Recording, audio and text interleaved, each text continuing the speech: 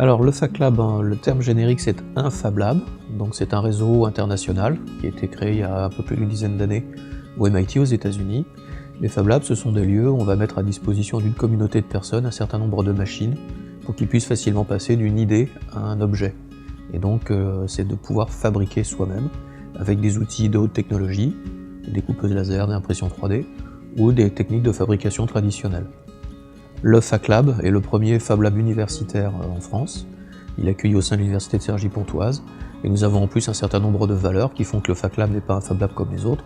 C'est-à-dire nous sommes gratuits au sens où il n'y a jamais d'échange monétaire entre les gens qui viennent le visiter et il fonctionne sur le mode contributif, c'est-à-dire c'est un troc de savoir-faire et de savoir-être entre les visiteurs.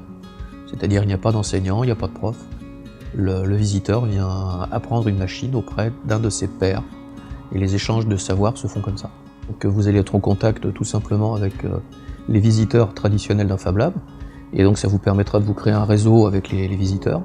Et d'autre part, ça sera un lieu qui est très détendu, qui vous permettra de vous frotter à ce que sera peut-être le futur dans le cadre d'une entreprise.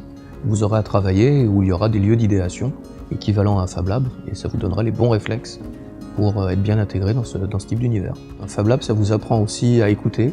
Ça vous apprend à gérer des gens qui sont différents de vous, qui ont des parcours différents, plus jeunes, plus vieux, des gens qui sont dans la mouise, des gens qui sont riches. Ça vous ouvre en fait à la richesse de la société qui est autour de vous.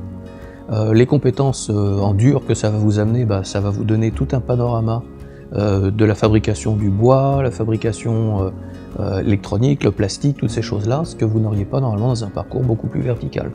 Donc ça créera en fait une sorte d'univers touche à tout, et vous serez vous-même pas limité dans ce que vous apprendrez, vous pourrez vous-même proposer des sujets. Si ça vous intéresse d'apprendre à faire de la soudure à l'arc, on pourra tout simplement le faire, et ça c'est des compétences qu'on ne trouve pas partout.